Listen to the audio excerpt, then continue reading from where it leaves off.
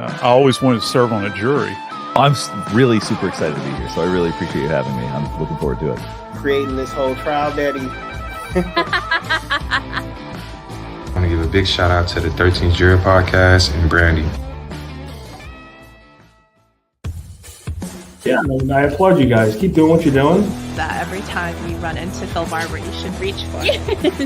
And then I just looked to the jury, and it's sort of like, look. I was in the eye of the storm, and you guys were watching the storm. Hey, if you're bored of work, come pop in and say, hey, we'll have some coffee.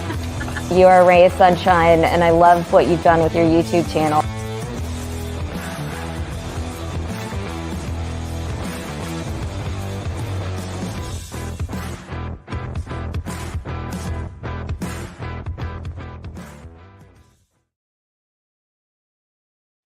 Hello, friends. Hello. See if you can hear me.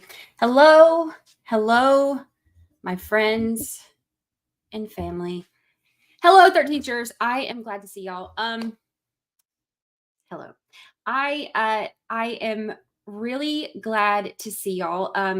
I said towards the end of last week, I put it on social media. I don't know if anybody noticed or not, but I said on social media, big stuff happening, big change of plans. Instead of going to Sarah Boone like I had anticipated, there are a couple of really big things happening, and really big, exciting things. So I am not in court for Sarah Boone because I have other stuff going on. I can't tell you what it is yet, but I as soon as I'm able to, I will. And y'all will be very excited. I am very excited. And I know that you will be very excited. I am hoping to still be able to go to Sarah Boone at least when she testifies. I'm hoping. But I have a lot of stuff going on, and I can't wait to tell y'all, but I just can't tell you yet. So as soon as I have clearance to tell you, I will. That's Not Hippie member for 8 whole months. Love living here. I love you living here as well. Happy 8-month anniversary, memberversary.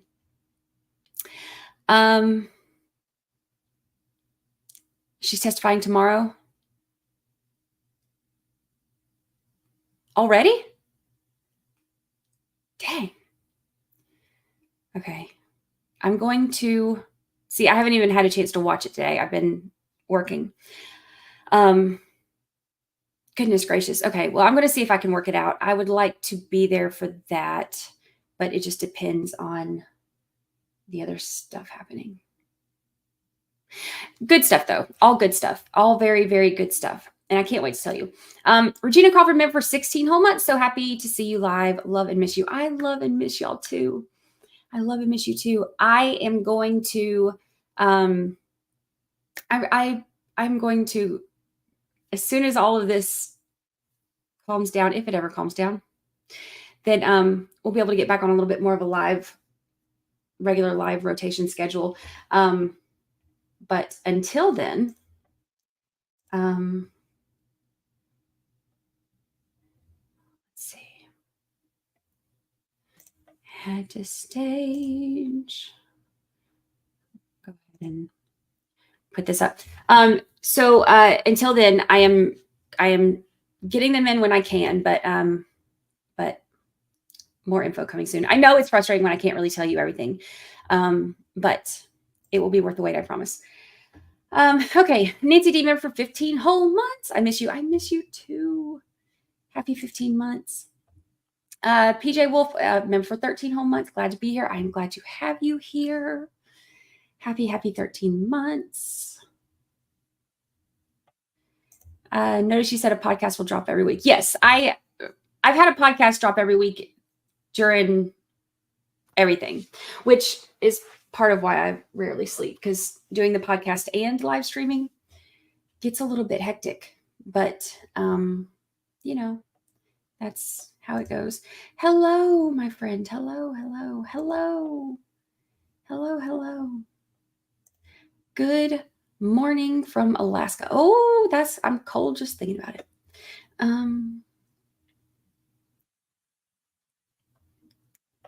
Green-eyed cat member for 1 whole month. Brandi, like, I could tell you, but then Chat Daddy would have to unalive you. Chat Daddy.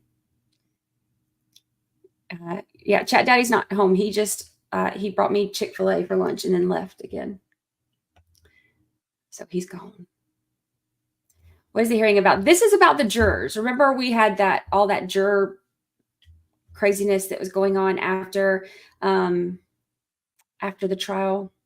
Goodness gracious. Aaron Faulkner, I miss you too, Brandi. It's been too long. Has it? Has it? I just saw you yesterday. But yes, I miss you too already. Aaron is my friend from college that I've known since I was 18. And we went to St. Augustine this weekend. It was a lot of fun. A lot of fun.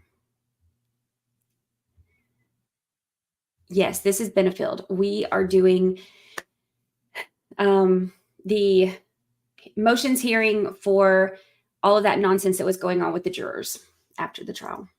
Remember the juror, somebody was in the law and crime chat saying, you know, my sister's on the jury and she's texting me and telling me this and this and this. So the judge has agreed to hear what the jurors have to say, and they're doing a motion and all that. So we're gonna see how it goes. We're gonna see how it goes. Silly pick member for 11 whole months. So glad we are here today on my birth week. I am glad you are here on your birth week too. Happy birth week. Happy birth week. Is she getting a new trial? I don't know that is going to happen, but I guess we'll see what the jurors say. We'll see. We'll see. Yeah, Hoodie Guy. Hoodie Guy was the screen name of the fella saying that his sister was on the jury and had snuck in like a flip phone and all that good stuff. So, oh, there's our judge. We love that judge. Flip phones are making a comeback. See, Sam. Oh, like I love my flip phone. You know, at least with a flip phone, if you got mad and wanted to hang up on somebody, you could flip it. You can't do that with an iPhone. You can only press intently, but then that doesn't give you as much satisfaction. It's kind of like how you have to have a clickety-clack type keyboard for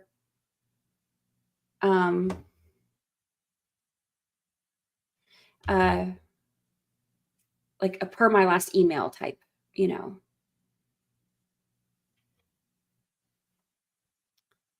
Just makes it more satisfying.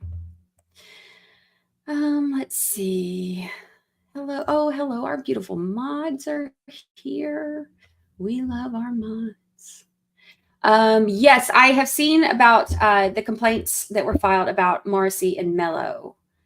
And I am working on a Canton episode right now with all kinds of updates. I put out a Canton episode last week.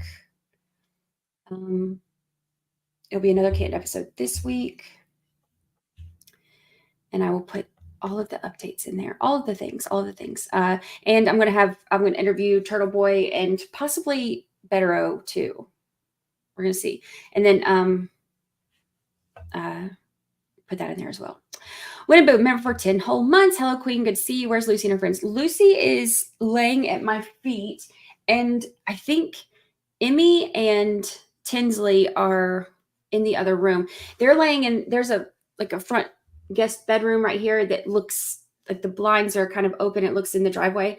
So sometimes they will lay on that bed so that they can look out and watch to see if Chat Daddy comes home, because they like to see when he comes home. It's really cute. Corey member for 17 whole months. Thanks for your coverage, being awesome. Thank you, Corey. Thank you. Tosh, welcome. Welcome back. Welcome back.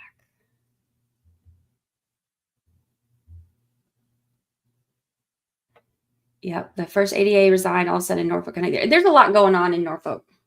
There's a lot going on. So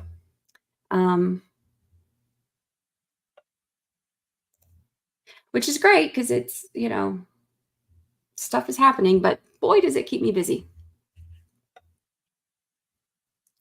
I heard that about Bev, but I don't think I don't think she's being moved. I think she is still going to be presiding over the case. So I've still got some fact checking to do, but I don't think that she's not going to be over the Karen Reed case.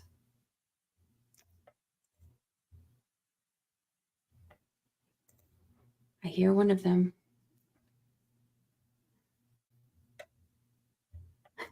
Who would have thought Karen Reed would still be going on? Not me. Not me. It sure does keep me busy. CG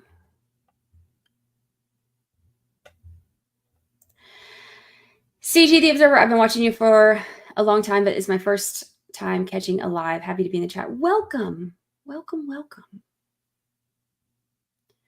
Welcome, welcome.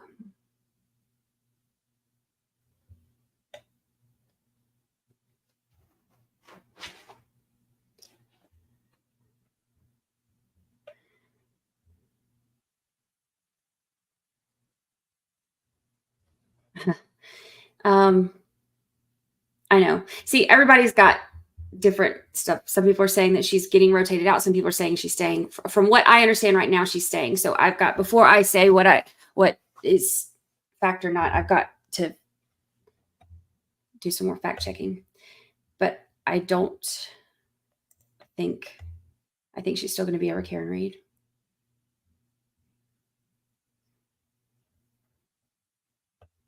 I keep hearing something over here. Yes, Tully is out. Tully is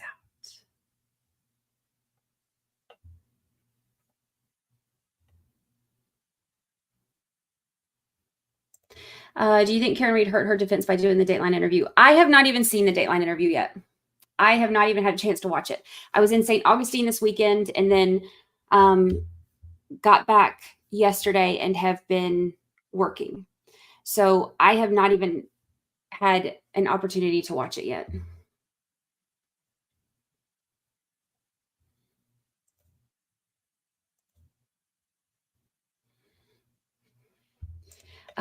You have not missed much yet. We're just waiting on them to get started.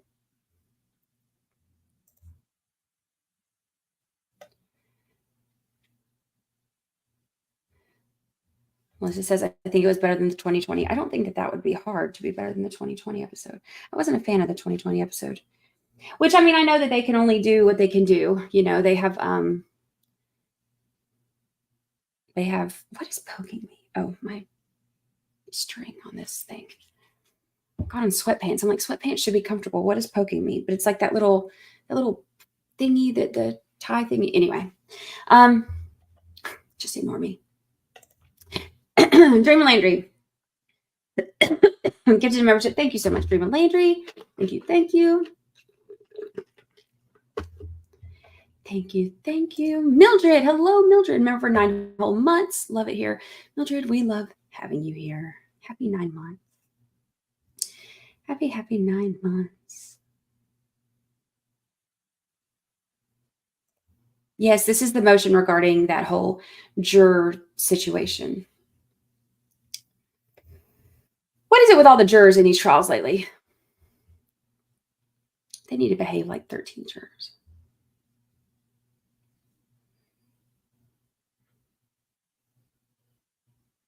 Ah, look. Okay, learn something new. Aglet. Aglet? It's called aglet at the end of the chording. Ah, well, that's what's poking me. And now I know a new word. Aglet. We should have a word of the day. Why don't we do that? We should have a word of the day.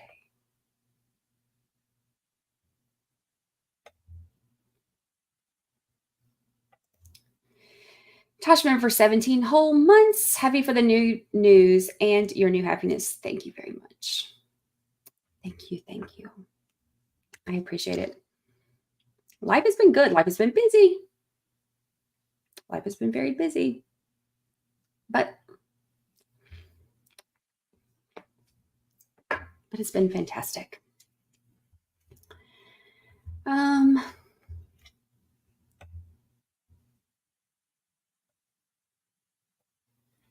Who knew that Yannetti had a call from a private eye? That was Scanlon was I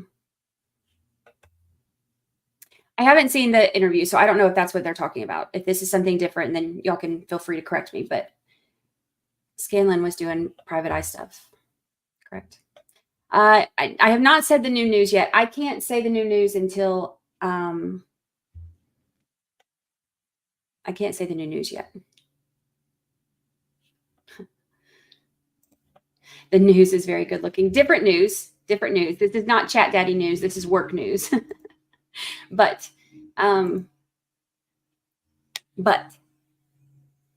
yes, Chat Daddy is very handsome. But the news is nothing about that. It is about work stuff, and I cannot wait to tell y'all. It is so exciting.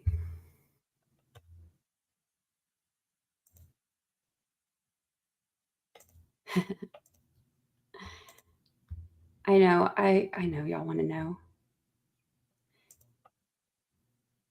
As soon as I can say something about it, I will. I promise.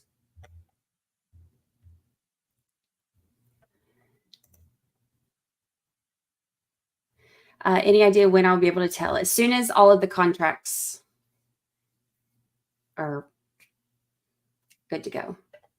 So maybe by the middle of this week.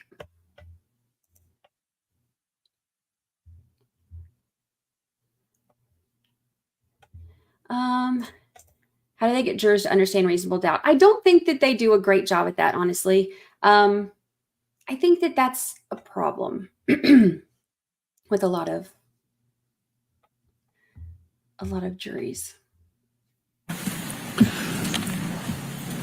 There we go. You hear them?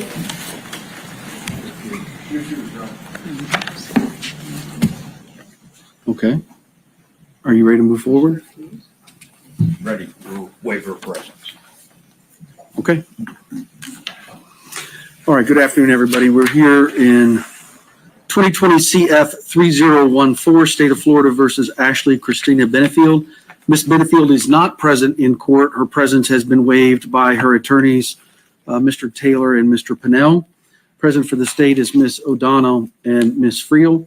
We're here today for the oral arguments, closing arguments related to the motion for new trial.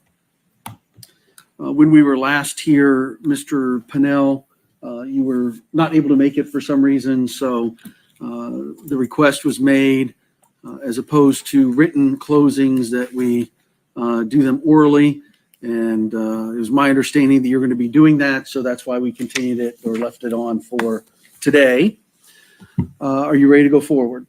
I am. I just want to confirm that you also received my written submission.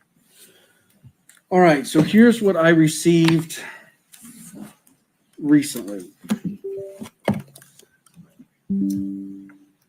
I have an email from you to my assistant. This is Sunday, October 20th, so yesterday at 3:35 p.m. It includes defendant's memorandum of law in support of motion for new trial based on juror misconduct, Exhibit A. That's the cell phone thing. Exhibit B, Exhibit C. I received an email yesterday, Sunday, October 20th at 3:38 p.m. from you. It says that attached is case law that was mistakenly omitted from the previous email.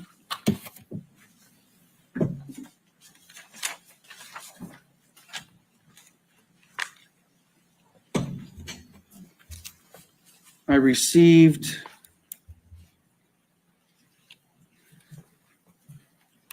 an email Saturday, October 19th at 1:13 p.m. from Miss Duckett to my assistant. Attached is a filed copy of the defense's motion for downward departure. And then another email Sunday, October 20th, so yesterday at 10:07 p.m., saying it was supplemental Exhibit 2 to the sentencing memo, and it was several letters. That's what I've received in the last couple of days. Did I get what I was supposed to get? You got, I submitted the memo and the 4 cases. It sounds like you received both of those. Yes, I did. State, did you submit anything that I was supposed to review? I did on Monday of last week. It's, I'm gonna look and see what it is. Should be the 14th. See, I miss being able to Response to defense motion for Zoom trial through this. based on juror misconduct. They're slow. Post-juror interviews. Did you receive that one? I don't see it in any of my packets. It may be upstairs.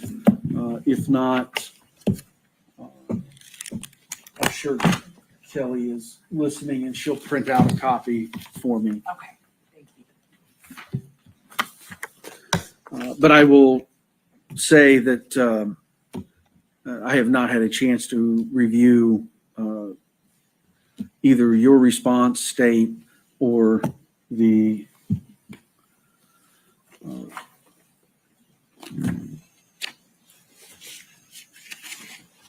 defendant's memorandum of law in support of motion. The 3 exhibits, although I think I've seen the 3 exhibits. Those look like transcripts that I already had, and the case law. None of it has been reviewed because obviously it just came in. All right, Mr. Pinnell, when we were here last time, I said I would give each side 15 minutes. It's your burden. Do you want to reserve any for rebuttal? Can we reserve 4 minutes? And I believe Mr. Taylor was going to do 4 minutes, and then I would do, let me do my math, 7, which I think is 4 plus 7 plus 4, I think equals 15. So yes, we're going to split the first 11, and then I'd like to do a 4-minute rebuttal if that's okay. No.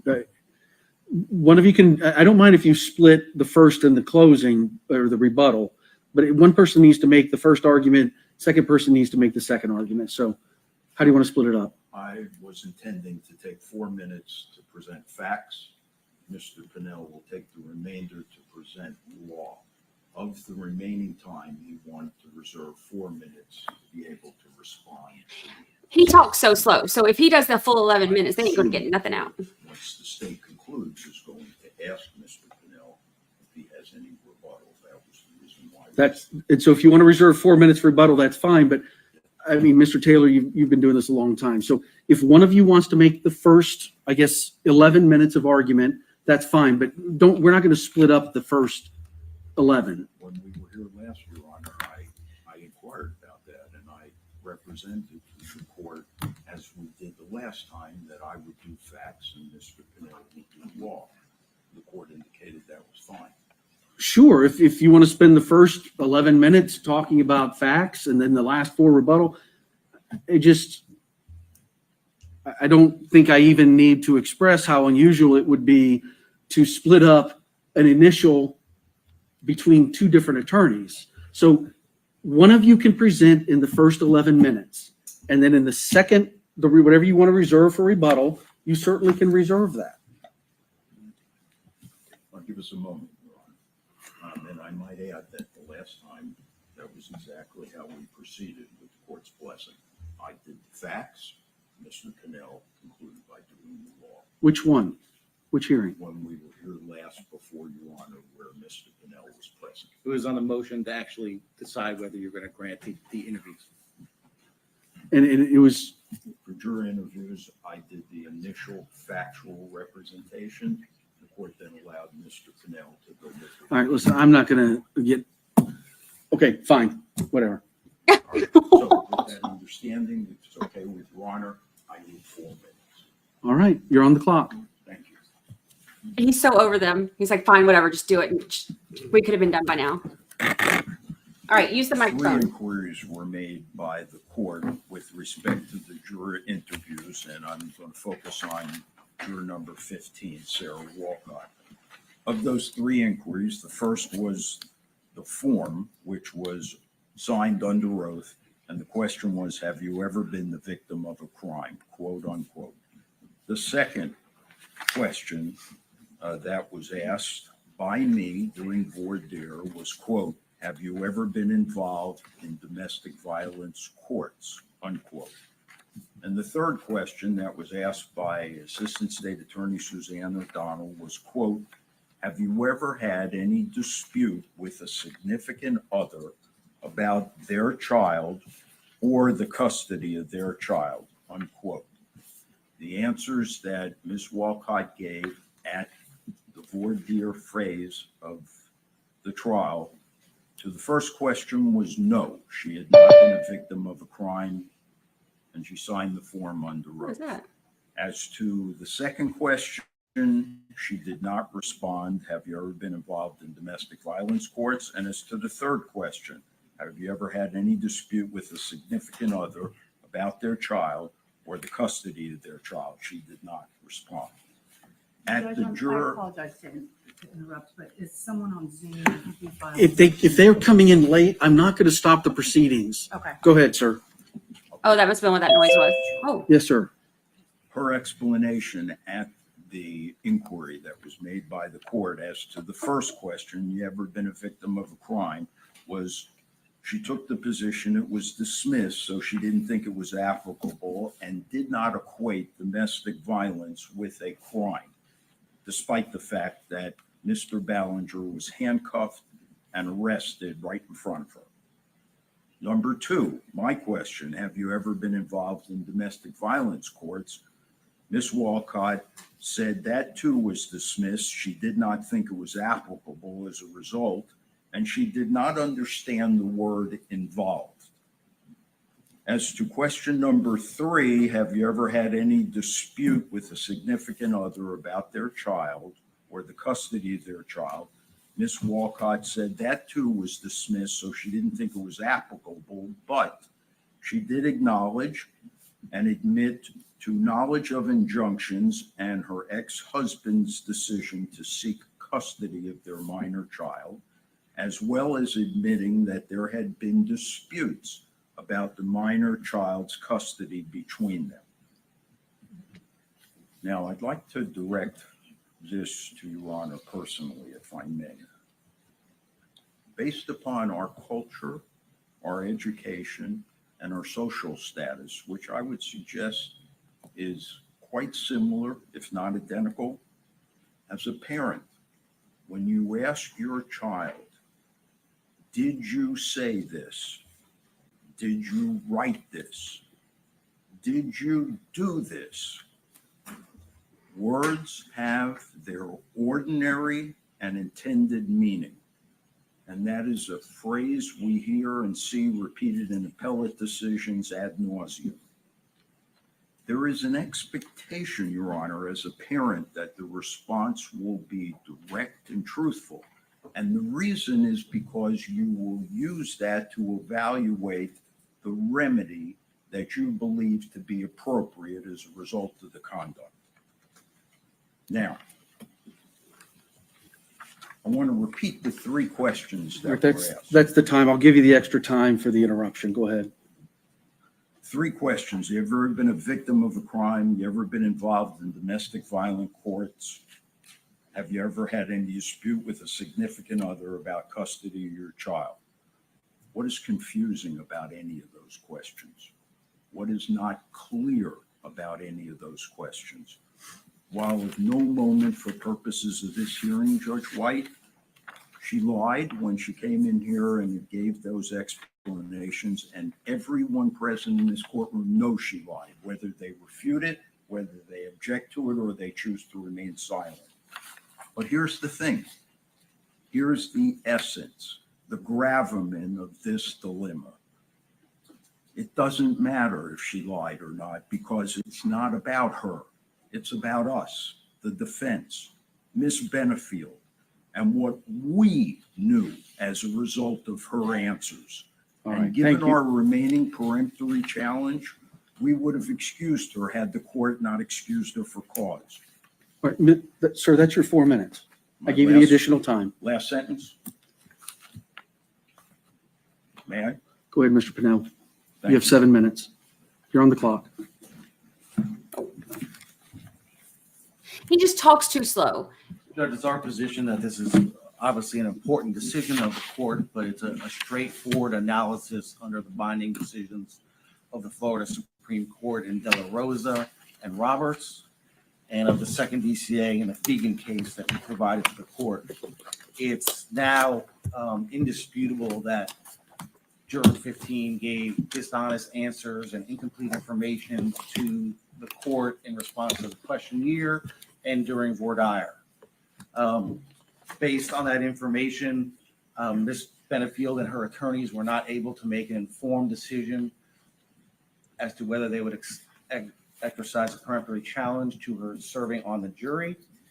And the second DCA in the Fegan case says that a defendant has an inalienable right to make a peremptory challenge based on full knowledge and a complete disclosure by the juror.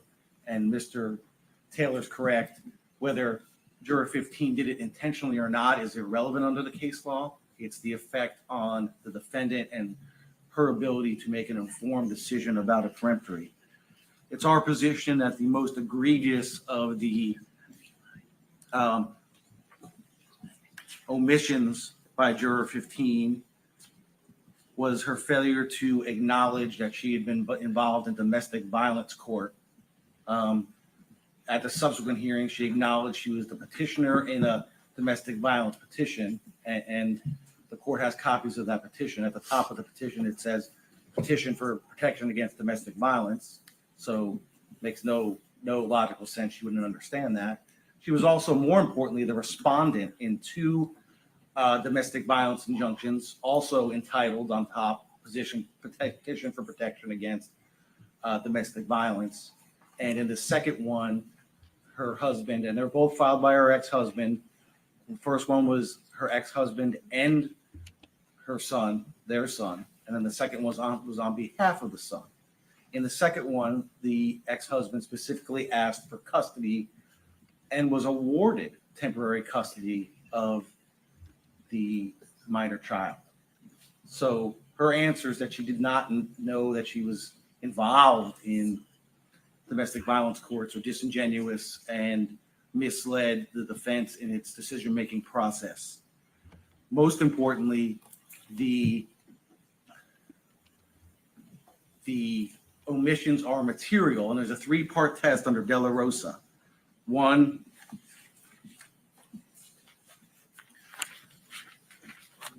of the elements is, did the juror conceal information? I think that's undisputed at this point. Two is the information relevant and material to jury service in this case.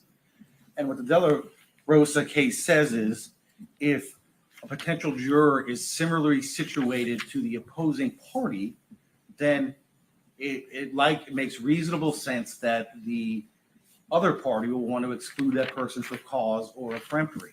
Here, by being the respondent and allegedly committing acts of domestic violence in a family situation, accused of threats and misconduct, it is similar to the allegations that Ms. Benefield made against Douglas Benefield.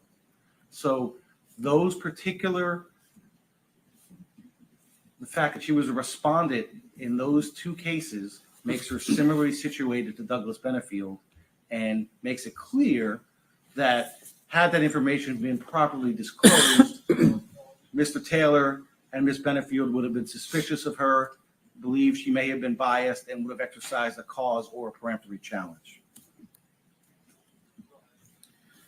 The third factor was the failure to disclose the information attributable to the complaining party's lack of diligence. And those cases discuss the sufficiency of the questions asked by the lawyers.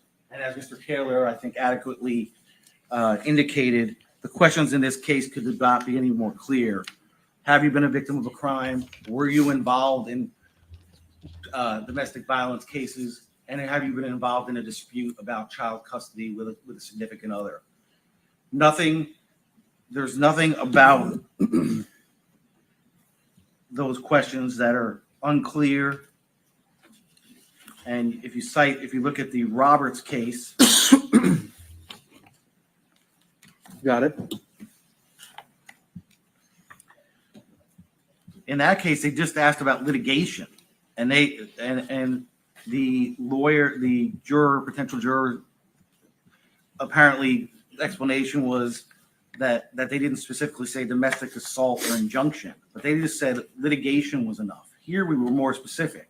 There was domestic violence, course, and custody. In the Taylor case, Taylor versus Magana. Yes, sir. Under head note 11 of the opinion, they found that the questions were satisfied the due diligence inquiry because they were specific, unambiguous, and not cluttered with sophisticated or confusing legalese. Again, the questions here could not be more clear. It's our position that we've established the three-part test on the De La Rosa. That shifts the burden to the state to show that any error was harmless. Under the facts of this case, they cannot meet that burden. And it's our position that the court is required by De La Rosa, Roberts, and the Fegan case to grant the motion. Thank you, sir. All right. Now the state. I put a poll up. If you think that this juror's questions mean that she should get a new trial. State, you're on the clock. I just want to respond briefly to what counsel said about the Roberts case. If Your Honor reads the Roberts case, they did ask initially in the questionnaire about litigation, but one thing that was very important to the court was that Roberts' attorney during voir dire clearly clarified this inquiry. And he said, has there been any kind of lawsuit, divorce, collection of a debt, breach of contract, assault and battery, auto accident, defective product, medical negligence, divorce, domestic assault? And that's pretty clear. So that's why the Roberts case said it was clear in the Roberts case. It wasn't because of the questionnaire that said, have you ever been involved in a lawsuit? And if Your Honor reads this case, I think you'll see that the court would have a very different opinion if it had just been the questionnaire itself. So I do agree with the De La Rosa 3 elements that the defense has to prove. I do not agree that they have met those burdens. These facts are not undisputed whatsoever. I think the only one that could be termed as undisputed is the first thing that the defense mentioned, that was the questionnaire where juror 15 marked no when it said, have you ever been a victim of a crime? She testified that she answered no because she misunderstood. However, I do agree that that does not make a difference when you're looking at the case law. But no. What happened? What happened? Why is it doing that?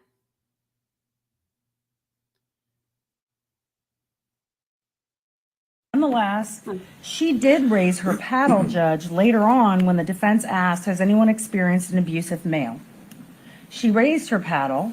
She testified that she raised her paddle, or it's in her letter that she gave to the court. Also, in Mr. O'Keefe's affidavit, Exhibit A, where it says, experience abusive male, and it has the number 15 written down. She raised her paddle. So even if she said on her questionnaire she was not a victim of a crime, she did raise her paddle when she said, I've experienced an abusive male. So I don't think that it's clear that this was not rectified and remedied with that question. But however, even if the court believes that it was not rectified, the defense never followed up with any of these questions when they asked, has anyone ever experienced an abusive male? The defense never asked juror 15 any questions about this abusive male, never exercised due diligence, which is the third prong of the De La Rosa test. And also, Judge, and maybe most importantly, is that this issue, being a victim of a crime, is not material or relevant to the jury service of juror 15. That even if she withheld this info, that she was the victim, and that's all we're talking about here, the victim of domestic violence, wouldn't that make her more sympathetic to Ashley Benefield, who is claiming she was the victim of domestic violence. So to insinuate the opposite, I think would be disingenuous. I think it would align her more with the defendant than it would Doug Benefield. And perhaps most importantly is this issue could not have been that material because another juror, according to Mr. O'Keefe's affidavit, raised their paddle when they were asked, have you ever experienced an abusive male? Number 35 raised her paddle, and she was seated on the jury. She was never struck, and she was never asked any questions about the abusive male. So it's hard for the defense to try and say that this is material when they did not treat juror 35 any differently than they did juror 15. So the state's argument is that they have not met their burden, the De La Rosa factors on the first issue. The second issue is, have you ever been involved in domestic violence courts? First of all, Judge, the term domestic violence courts is very vague. I don't even know that I know what a domestic violence court is. Is that criminal? Is that civil? Is this an injunction? Is this a divorce decree? What exactly is this? And I think it was incumbent upon the attorneys to establish that and to flesh that out. And if you took the defense's transcript or you were here, they did not delve into that domestic violence courts and did not expound any on what exactly is a domestic violence court. Just because there's an injunction doesn't mean that anyone ever went to court or that anyone ever argued it or that a decision was ever made. So as to whether the information was concealed, this information was never concealed because these items were the injunctions, which is what we're specifically talking about, were dismissed. They were not litigated. There was no follow-up questions by the defense, so there was no due diligence. And then I would argue again that they're not material or relevant to this juror's jury service, and it would be the same argument as the previous issue. As to the last issue, have you ever had a child custody dispute? That was something that I asked. Juror 15 testified that she does not recall whether she raised her paddle or not. So I don't know that we can say that she didn't raise her paddle, but she said she did not recall.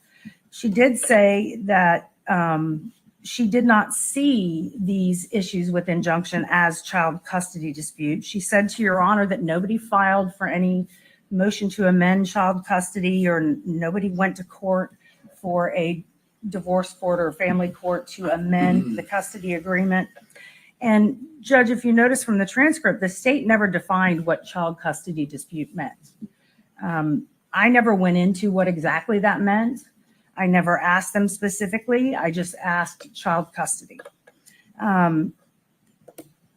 There is a real possibility that these allegations were not even termed as disputes. Just because someone makes an allegation doesn't mean that there's this contentious dispute. It's just someone's making a wild allegation. The wild allegation is dismissed. So she did not withhold the information because, technically speaking, there were no child custody disputes. There were no motions to amend child custody. And again, the defense did not follow up with the questions because the defense did do questions after the state's questions. They did not expound or clarify any of the issues related to child custody. So for these reasons, I would say that the defense has not met their burden under De La Rosa, and I would ask you to deny. Thank you. All right, now he's got 4 more minutes. The poll is split almost exactly 50-50. Hello, Mr. Pennell. I had to look at my phonetics. Apologize. It should be. The way it says it's an E, so I no worries. So you actually had a little bit of time left from before, so I'm going to add that in. So you have 4.5 minutes. Appreciate it, Judge. Yes, sir. The state's focus is in our position.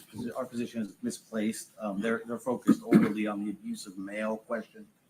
Certainly, there's a difference between encountering an abusive male, and you could be abusive verbally, physically. Doesn't necessarily make you a crime victim. But that's besides the point.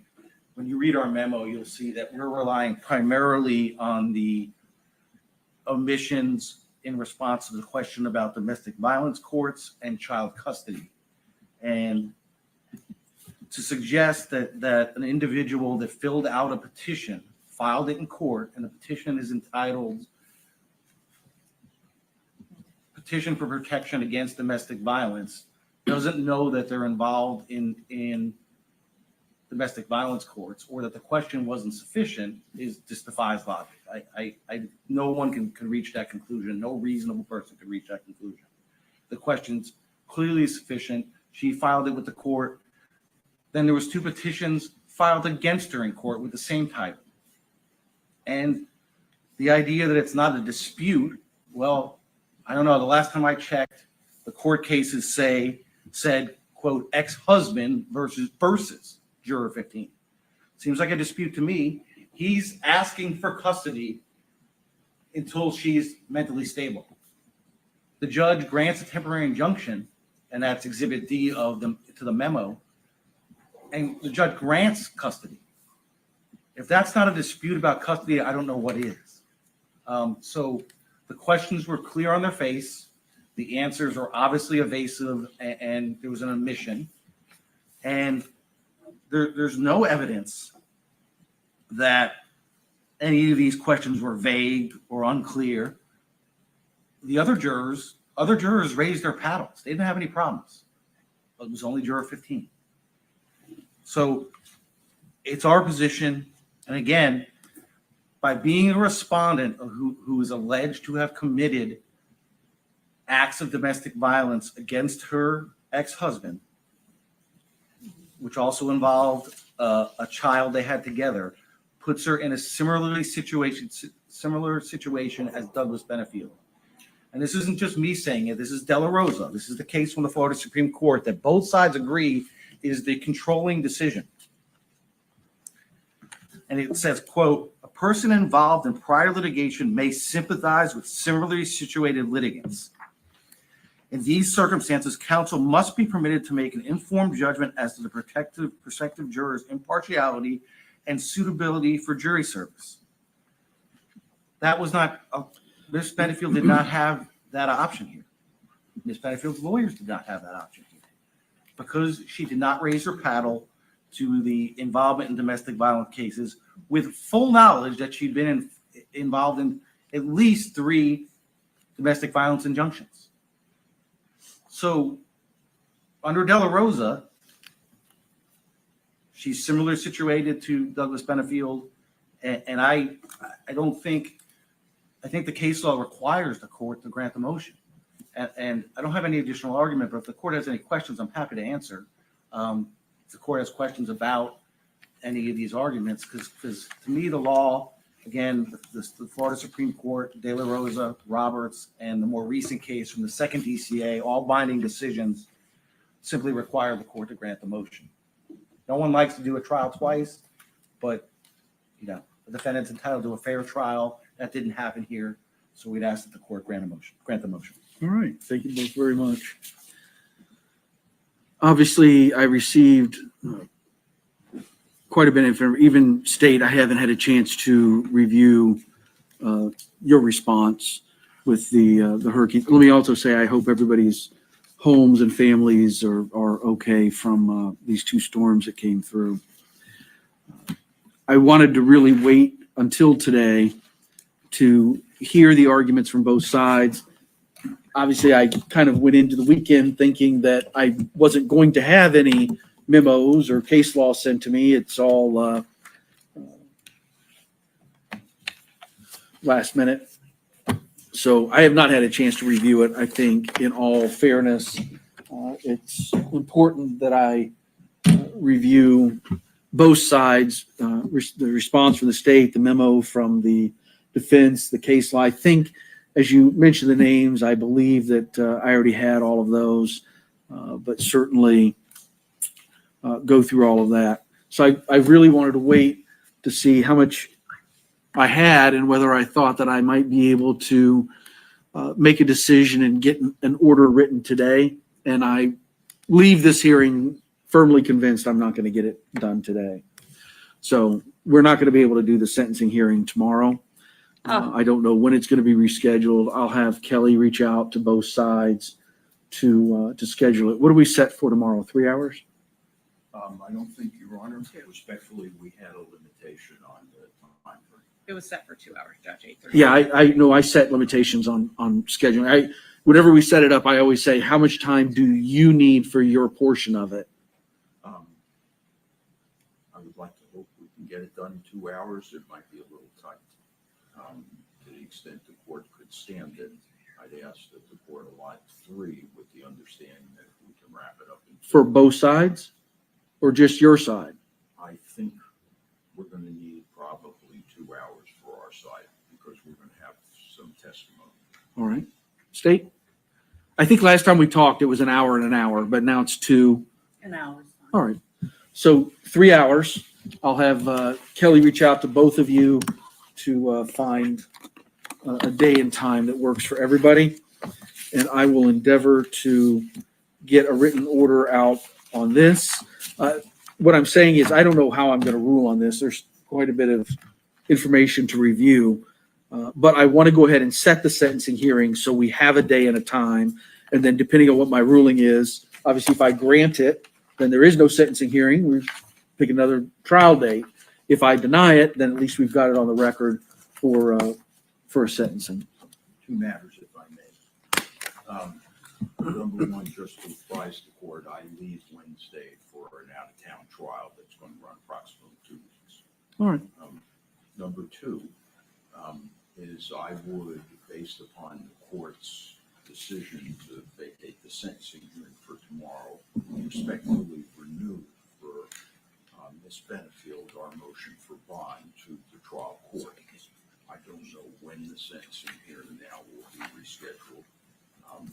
I think it's a reasonably fair bet that the court hasn't reached a decision on this issue. I think it's a troubling issue. And I think for those reasons, He wants her to have bond. Reconsider her bond status. And I would ask that the court admit her to bond pending sentencing. She's demonstrated for 3 years absolute compliance with every requirement imposed upon her. There has never been one issue related to Ms. Benefield's bond. And in fact, on multiple occasions, when she needed some relief, we petitioned the court. The court was always kind about it and I think unanimously granted it each and every time. I don't even think the state opposed it.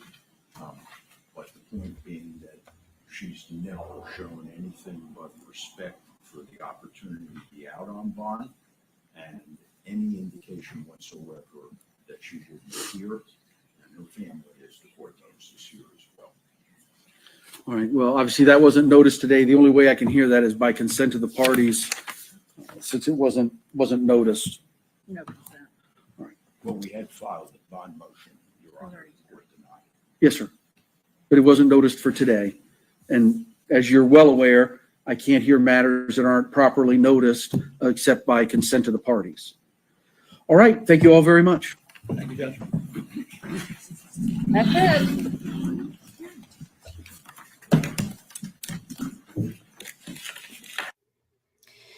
So,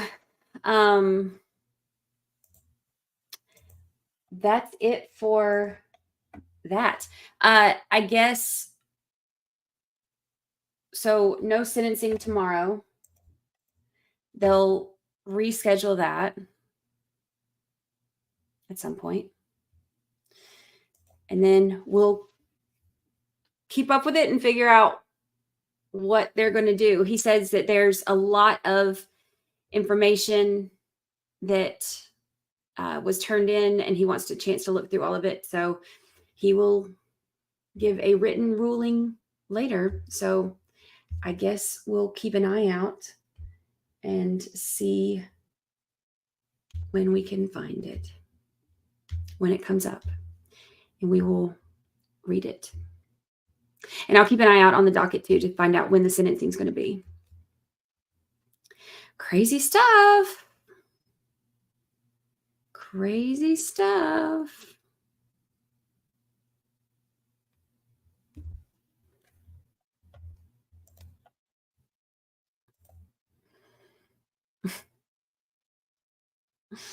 Back to Looney Booney.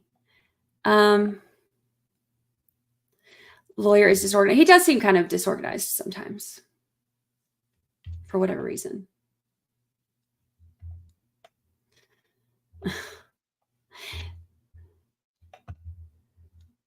Zach, he's not a Navy SEAL. He's Special Forces, Green Beret. What is your opinion on Ashley's innocence and guilt? I have history with domestic violence, so I cannot look at this as objectively as I should be able to in order to give an opinion. I will say that when I did my deep dive and I did those 3 episodes of the podcast on it, my deep dive did change my view on how I look at this case. But I do not feel, because of my history and with domestic violence, I don't have the objectivity that somebody would need in order to give an objective perspective. That makes sense.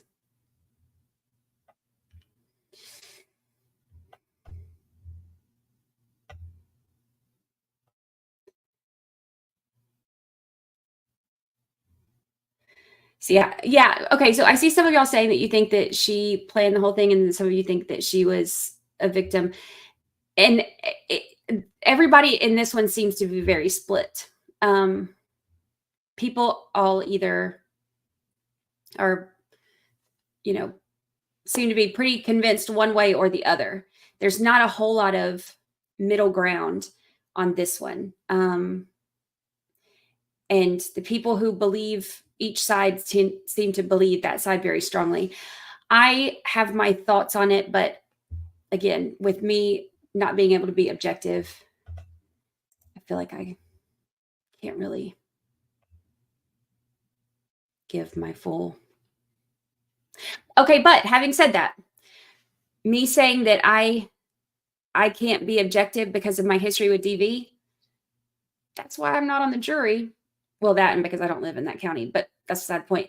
But if you have somebody who has gone through these things, like how I'm saying right now that I couldn't be objective, could that juror be objective enough to not let personal experience alter the way that they look at it? I don't know. Because I don't think that I can. So, watching the trial, because I wanted to watch the trial before I did my deep dive.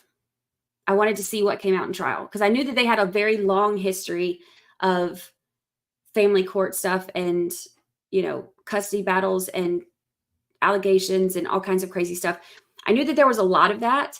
So before I dug into all of that, I wanted to watch the trial and see just what came out there. And I will say that while I was watching the trial, I believed not necessarily everything that she said, but I believed that honestly, I thought that they were both, it sounded like they were both very toxic. So I did not think that she was an innocent victim. I felt like she was very, she provoked him in ways. I felt like she exaggerated things. That was just my own personal perception. But I did believe some of what she was saying. It was really hard for me to watch her testimony. I did cry during her testimony, but again, that's my personal experience clouding my objectivity in that, because I was not necessarily crying for her. I was crying because the emotions that come along with some of the things that she was saying triggered an emotional response in me because of my history with it. So that's why I could never be on that jury. When I did the deep dive, my opinion on her did shift, and I feel like she is much more manipulative than I perceived just from watching the trial.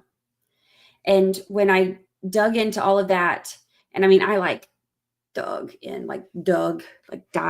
dove, dropped, fell in to a ton of information on this. And when I did that, that's what really kind of altered my view on things.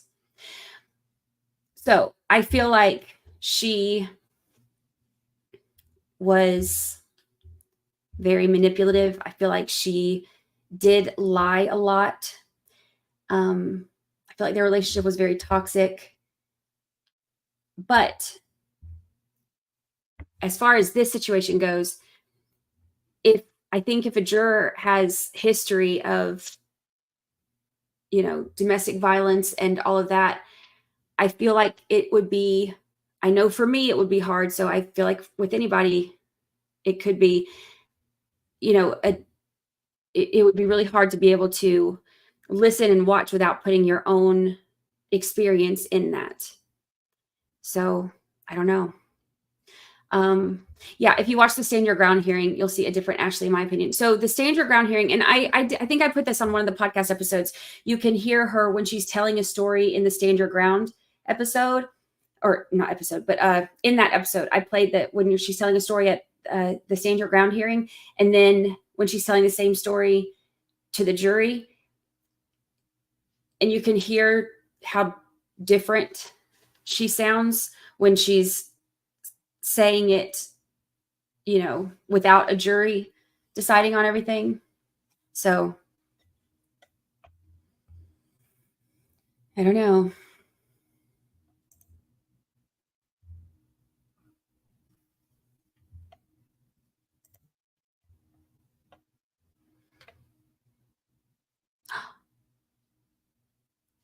A woman in the courtroom, I just got sent this. A woman in the courtroom yelled out, "Is this the Sarah Boone trial?" And then when the deputy brought Sarah Boone in after a lunch break, the woman said, "Deputy, you should be fired." Sarah asked the deputy who the woman was and then kind of smirked. What?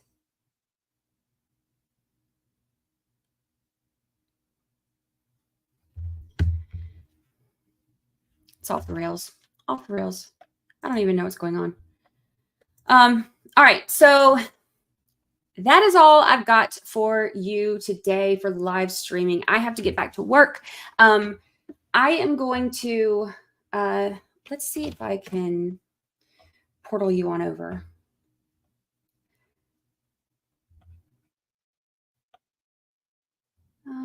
Let's see here. Content. Live.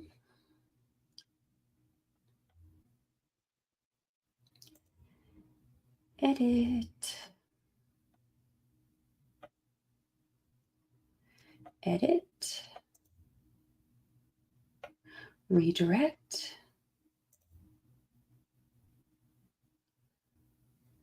Redirect.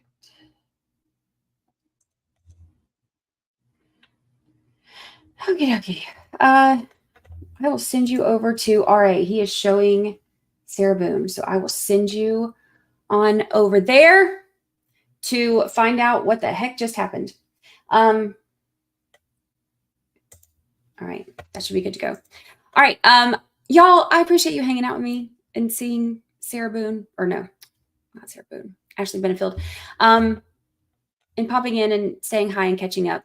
I'm going to send you to Recovery Addict because he's playing the Sarah Boone trial, and I'm going to get back to work. I will take a look when I finish doing what I have to do today. I will take a look and see about when she is potentially going to be testifying. I do want to try to make it work to where I can be in court for that.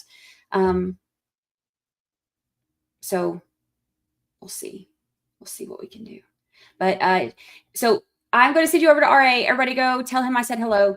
I appreciate y'all so much. And I will see you very soon.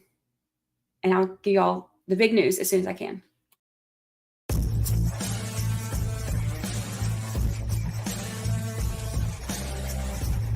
I gotta go. I can't stick around here forever. Everybody was wonderful. Everybody behaved. Everybody's always so nice to me. Just love your channel and